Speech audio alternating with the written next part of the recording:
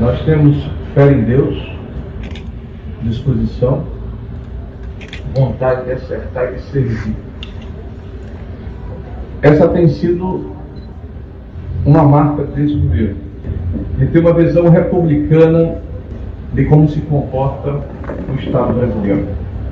Nós encontramos quase 150 mil unidades habitacionais paralisadas, por diversos motivos. Fizemos um mutirão em todo o território nacional, independente dos estados, dos municípios, das localidades, das paixões políticas circunstanciais. E nesse esforço, mais de 40 mil moradias foram retomadas no ano passado. Nós temos uma performance de mais de 400 mil unidades habitacionais entregues nesses 2 primeiros anos de governo. Hoje temos a menor taxa de juros de toda a história do sistema habitacional brasileiro, fruto de uma exaustiva negociação com o agente operador, que diminuiu para 4,5% a taxa de juros de remuneração do sistema habitacional em todo o Brasil e 4,25% na região norte, na região nordeste. Esse é um compromisso de quem coloca o Estado brasileiro a serviço da população brasileira. Porque mesmo com todas as dificuldades que tivemos no ano passado, fruto dessa catástrofe que se abateu sobre o mundo, e por isso mesmo é chamada de pandemia e não epidemia.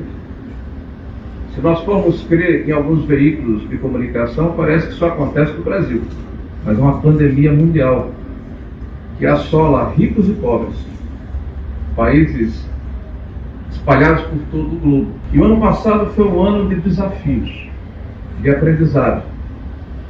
Foi um ano em que, sob a orientação do nosso presidente, nós conjugamos o verbo cuidar.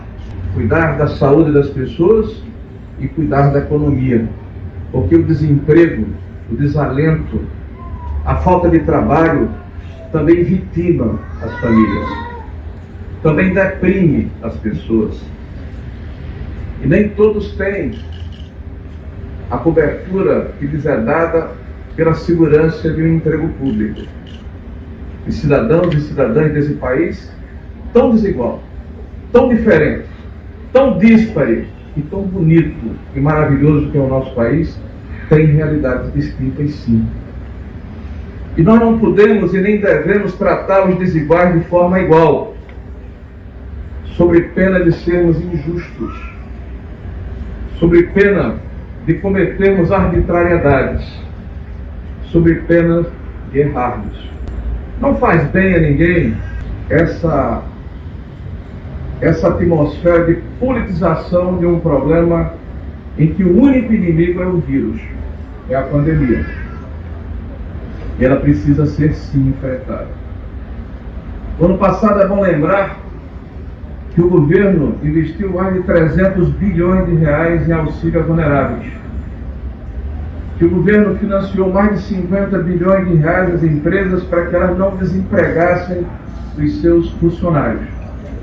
E mesmo com toda a dificuldade, nós terminamos o ano de 2020 com um saldo positivo de mais de 140 mil trabalhadores a mais do que no início de 2019. É bom lembrar que nós estamos em maio e com as medidas tomadas pelo governo federal, nós temos uma realidade em que quase 1 milhão de empregos já foram gerados a mais nesses 4 primeiros meses do ano. É bom lembrar que nós estamos em um país em que alguns se alegram com a catástrofe, com o desastre, mas nós temos sim boas notícias. Notícias de um país que, apesar daqueles que torcem contra, anuncia através dos principais bancos de investimento que as previsões negativas do começo do ano, mesmo com a segunda onda de pandemia, já nos posicionam com a possibilidade de crescimento de quase 5% do nosso produto interno bruto esse ano. E não é por acaso. Aliás, nada é por acaso. Só se acontece com trabalho, com dedicação, com disposição, com esforço coletivo. E nós temos um presidente, e é bom que se diga isso, que não se desvia do seu caminho, que tem convicções e que serve ao povo brasileiro. Aliás, essa é uma diferença fulcral, fundamental e importante.